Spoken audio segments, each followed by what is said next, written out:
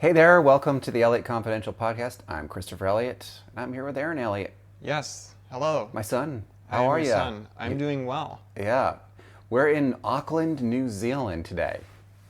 Yes, we are. And it is a beautiful day today. It hasn't always been this way, but we are experiencing summer, and it is almost summer solstice. That's right. We are here for the summer, Southern Hemisphere summer, where Wouldn't today be the summer solstice? The 21st of the yeah, no, we're very close to it. Yeah, absolutely. So it's the longest day of the year down here, and we're recording this on a Friday, and it'll post on a Saturday. So we're very close to the solstice, and I'm very excited to be here. Actually, this is our second trip to New Zealand, and it has been a long time since we've done a podcast. So I should start by saying we're sorry. We didn't mean to. We just got really, really busy, and we also didn't really go to that many places. Yes, well, we've been busy getting sick and jet lagging, Oh, yeah, okay. and then the rest of the time working. Actually, that brings me to this week's question, which is, where is the farthest away that you've been from your home during the holiday season? So Thanksgiving, Christmas, New Year's, Hanukkah, that time of year. Where's the farthest away that you've been? We're like, we looked at this on a map, and it looks like we're almost at the antipode of where we normally would be. I mean, more or less. Like Wasn't it Bermuda? Well, so I mean, That's Bermuda, weird. We yeah. were not usually in Bermuda. It's close to the antipode. I didn't say exactly. Anyway, we're pretty much halfway around the world here. Where's the farthest away that you've been for the holidays? Tell us about it, and we'd love to hear. Leave your comment down in the comments, and we will read your comments in the next podcast. So, what have we done here? Well, the last time that we did a podcast, remember we were in Istanbul. So what did we do after that? Well, we went to Qatar after that, actually. Qatar. And then after Qatar, we went to Auckland, but we did a lot in Qatar. Yeah. That was a very interesting little stopover. We were there for roughly 3 days. We did, yeah. We flew on Qatar Airways, and they have a stopover program where you can get a hotel as part of your airfare. So we stayed at the Crown Plaza, not so far from the old airport. Mm-hmm. And I was actually really surprised. It's a great hotel. It was more of a business hotel, but they had all of the amenities that you would expect from a full-service hotel, which is kind of very similar to what you would get or expect in Qatar, because they have upped their game when it comes to tourism. Yeah, it's definitely not like a roach motel. No. I don't think that would be tolerated. They have really great breakfasts there too. Yeah, they did. Yeah. So what did we do while we were in Qatar? Well, I mean, we went to see old places that we saw in 21 when it was still the pandemic, and we had to use the special contact tracing app in order to go anywhere. So we went to see Musharraf, we went to see some friends with Sam and Mitch, and we also saw, we saw a new mall. We just explored a little bit more. That was the one with the boats in it. That's crazy. Yeah, they have a mall. I forget the name of it, but it's on like the yellow line at the end of the yellow line. I have to say, it was great to connect with Sam and Mitch. They're actually readers and are listeners to the podcast as well. And it's nice to meet people who you've been communicating with for a long, long time and you've never actually met. So that was a lot of fun too.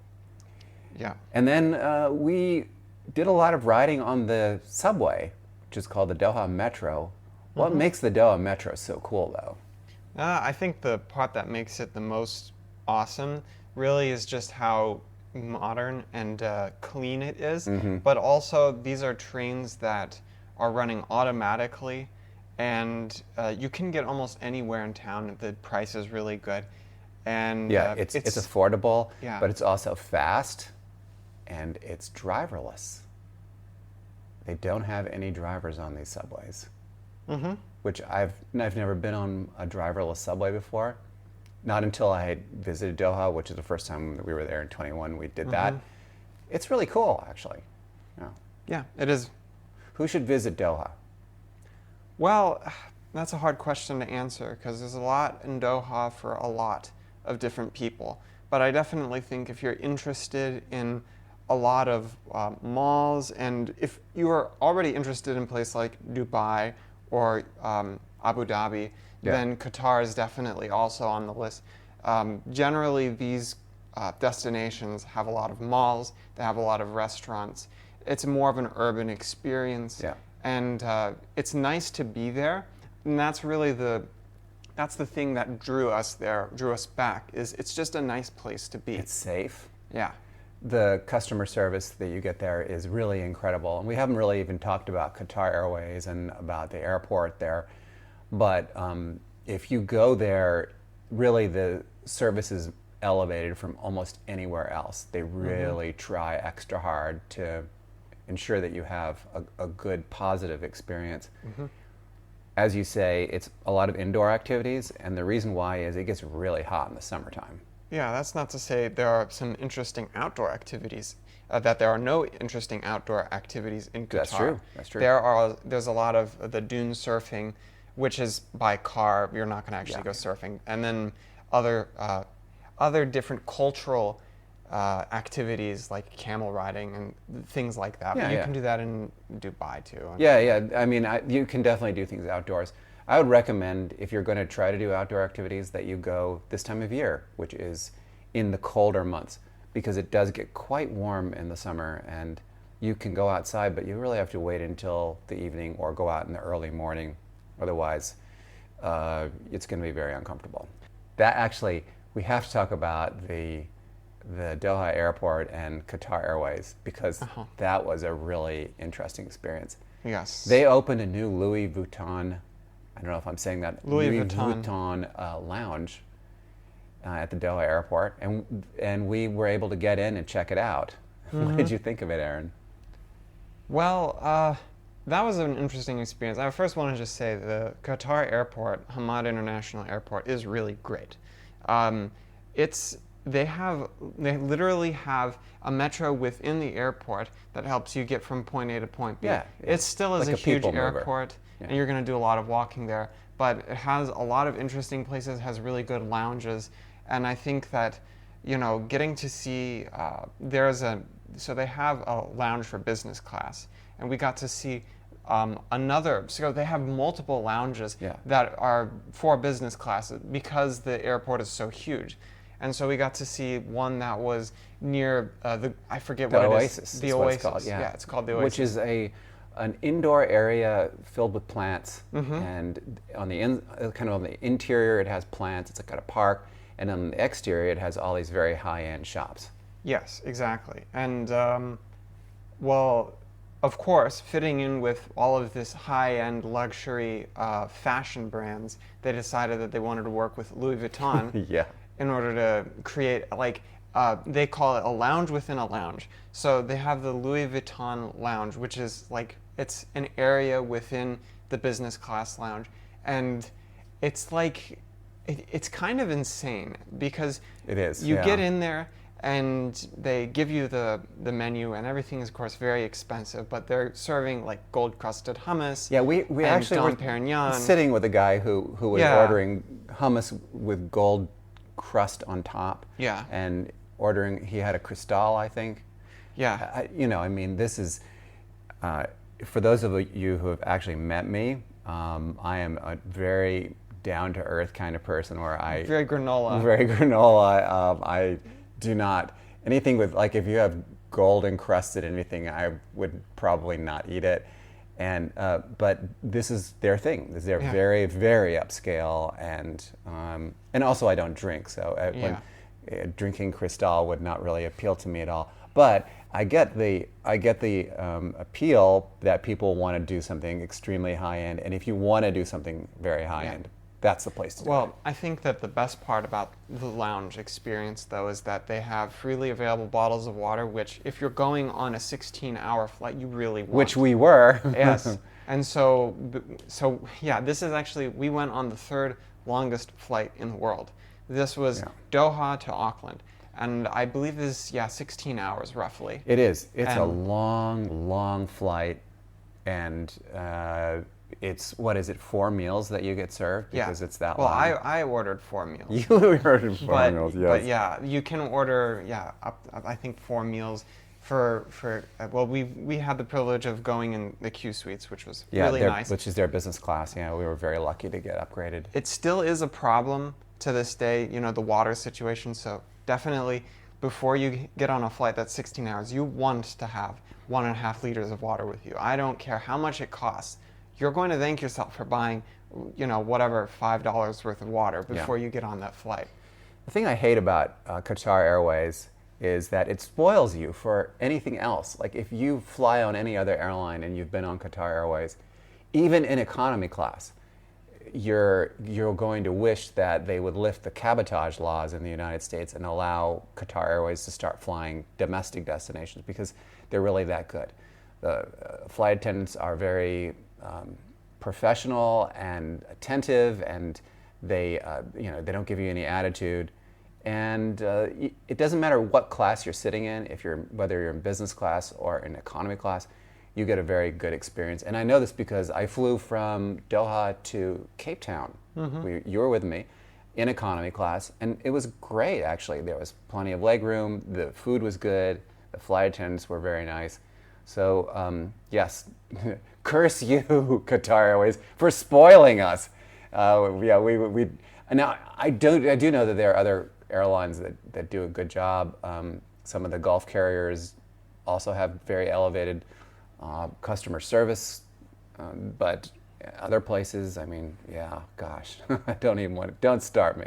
Don't get me started, please. Well, I always have to remind myself of that one flight from Madrid to Buenos Aires on Europa Air, or Air Europa, and I felt like I was in a sardine can for 12 hours, and they were trying to charge us for water. They wanted to sell us water, and we refused. We waited until we got to Argentina, and then we drank the water.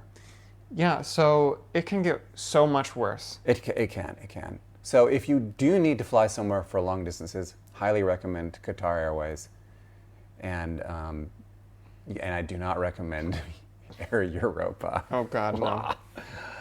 So Auckland. We, as you mentioned before, we got a little bit sick. We spent the first week here getting over jet lag, and I actually got an upper respiratory infection, which meant that doing a podcast would have been really difficult because I would have sounded like this, Mm-hmm. But Auckland in summer is great.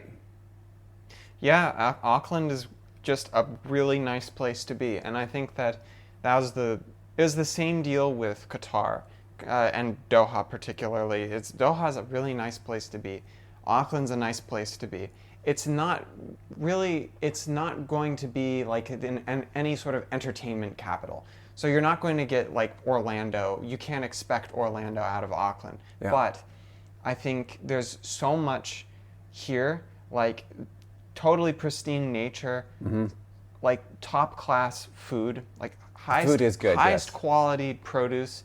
Some of the highest quality produce. Yeah, we haven't had produce like this since we've been to Chile a year ago, and in Chile we had like really good grapefruits, really good avocados. You can get those here.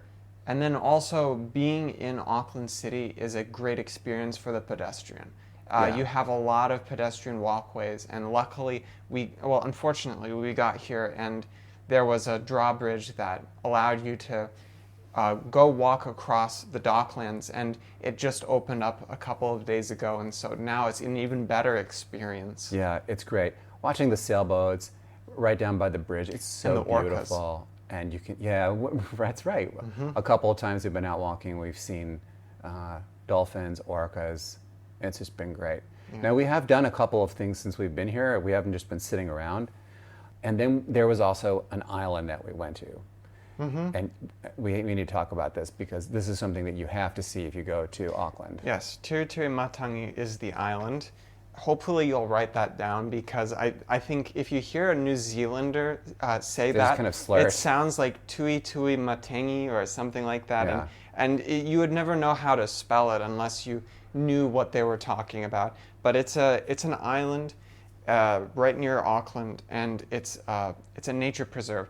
So they've conserved the island, and they've tried, it was burnt down, but they tried to repopulate it with native vegetation, make it predator-free, and now it's nearly pristine. There are some parts that have existed for much longer, but now it's fully replanted, and you have all of this bird life and all of this life that was native New Zealand, and you can see all of it, just so much of it. All on one island. All on one island. This is an island that was burned down. They burned all the native vegetation to plant farms, and then they realized what a terrible idea that was, and then about 40 years ago they started to reclaim the land and to replant it.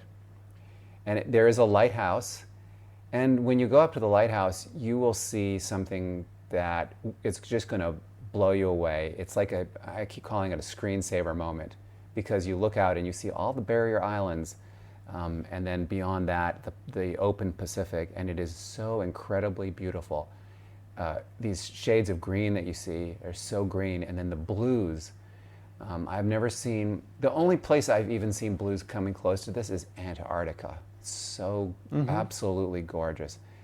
And I could have stayed there for much longer. The really cool thing is, if you want to see kiwis, they have lots of kiwis there. They just come out at night. So you've got to spend the night there if you want to see kiwis. But they have like 5 different types of kiwis there. And we were actually able to see kiwis when we were at the zoo. Yeah, but your eyes got to be working good. Yeah, because it's all in the dark. You got to bring, if you have a prescription, then you need to bring your clear glasses, because right. I had brought my sunglasses, and because of that, I was like squinting and trying to take them down and take my glasses down and trying to take photos, and you kind of all you see is a shadow really, of the kiwis. They're like giant chickens running around in the behind a pane of glass, but really neat, and they're doing a lot to conserve what they have here, which I love, because I love being out in nature, and so to make things, to replant the native vegetation and to allow people to appreciate all that, I think is a really good thing. So on the question of who should come to Auckland at this time of year, wow. What do you think, Aaron? Well, I think that if you're open to, firstly, driving on the left, because you do need to drive while you're around here in order to get anywhere. Open to driving on the left, loves seeing nature, loves hiking, loves going out to see new places, and if you enjoy a destination that isn't going to try and overtly entertain you, so you're not looking at a place like Las Vegas or Orlando. You got to work for it a little bit here. Yeah, you do. You got to work for it. But also, I wanted to give an honorable mention to the grocery stores here that have very good produce, and also some of the restaurants and bakeries. We have found a couple of great restaurants while we've been here, but the bakeries really take the cake, as they say. They really take the cake. We found some wonderful places that do a sourdough bread. What's the place that we always are going to for the kumara sourdough bread? Amano. Amano, yeah, the Amano. Really, really great places. So if you're here, definitely check out, if you're here for a few days, check out the grocery stores and the bakeries. Yeah. And we stayed over at the Britomart Hotel. Yeah. And I wonder if you had any thoughts about them, because they're actually trying to combine like the best elements of New Zealand with kind of a more sustainable model, which I thought was really a cool idea. I don't know how much I can say about the Britomart. I think it has a great location. Britomart's like a wonderful shopping area, got lots of great restaurants, lots of events, and also there's a great view of the ocean, great view of everything. And I think that also the design of the hotel is really inspired. I really enjoyed that. I think that they're doing a tremendous job, and they also have sustainability efforts. Well, what they did was they took an old building and then they added a new building to it, but it's done so seamlessly that you can't tell where the old building ends and the new building starts, which is great. I like the way that they try to harmonize things, but it's the kind of place where you go there if you want to have a certain experience in Auckland. And so we met a lot of Americans who were there going to do more nature things. Yeah, exactly. This week's question is, what's the farthest away you've been from your home for the holidays? We are practically Well, we're halfway around the world from where we are, and waving a big hello to our family. Hello, we miss you. And so tell us about where you've been and how it went and everything like that. And where are we off to next? I think the next place is, if I'm not mistaken, Christchurch. Well, we're going to hit the south of the island. We have another week or so, and we're going to go to a place called Blue Duck, which will be really interesting. And they're doing some conservation efforts down there. And then we're flying to Christchurch. Hopefully our passports will be ready on time. We had to get new passports because we ran out of places to get stamps, and the consulate might be closed next week. So that's our family drama there is, will they get their passports or not? We shall see. And I think we are also going to see if we could do a year in review. So we might have that posted next week or the week after. We'll see about that. We should do some comments. In our last podcast, which was from Istanbul, we asked the question, have you ever visited a city that changed how you think about food? That was a little bit of an open-ended question. We got a lot of responses to that. Donna said, Istanbul is a great city. The first time that we were there was an overnight cruise ship stop. I remember saying, what will we do there for 2 days? It turned out to be the highlight of our trip. So much to see, and of course, so much to eat as well. Marsha writes, the French taught me to eat more slowly and to savor every bite. Everything I ate in France was fresh, and even in expensive restaurants in the United States, they use too much frozen food. By eating mindfully as they do, you don't overeat. As a result of eating French food so well seasoned, I have changed my eating habits for more than 20 years. Really? Wow, that's so interesting. I think that there's something in the States where we like to just eat fast. You know, you got the fast food thing going, so maybe there's something to the French way, eating slower. I don't know. Perhaps. I like eating kind of slow, especially if it's a really, really good meal. I don't like to just cram it all in. Christina says, food, food, all uppercase. Sorry, I forgot to address this. My husband and I have traveled to over 20 countries. I've enjoyed eating the cuisine at each location. The only country I could eat local food daily long-term would be Greece so far.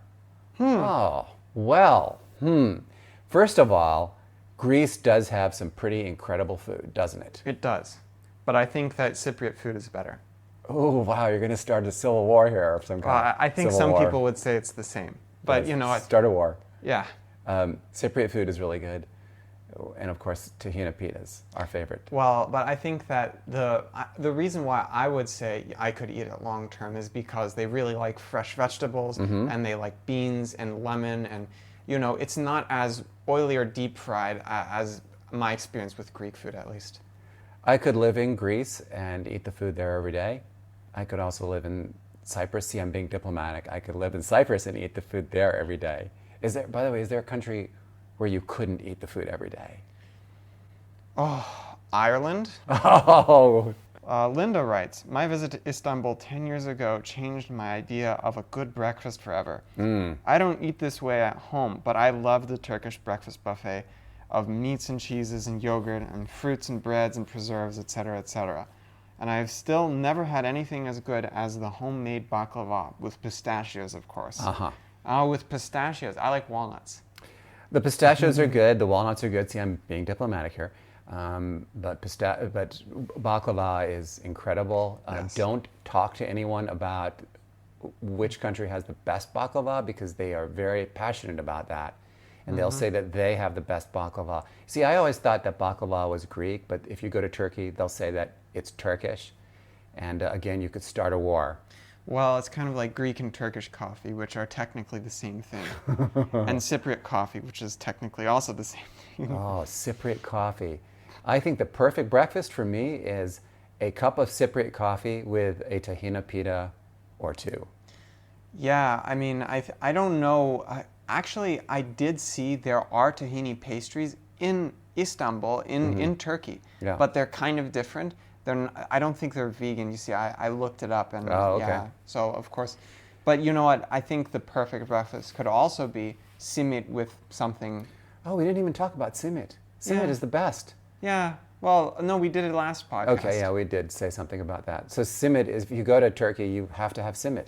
Simply put. It's like the bagel with sesame seeds on it, but it doesn't taste like a bagel. It's really good. Mm-hmm. Well, thank you so much for listening to this Elliott Confidential podcast coming from Auckland. And happy holidays to everyone. Yes. And to our family, if you're listening, happy holidays. Happy festive season. The festive season, yeah. We'll be thinking about you here and enjoying the Auckland summer. And wow, we are far away from everyone, but we're loving it. So we're headed down to Christchurch, which is even farther away from everyone. And that will be where we set up shop and do our next podcast from. So see you then. Bye. Ciao.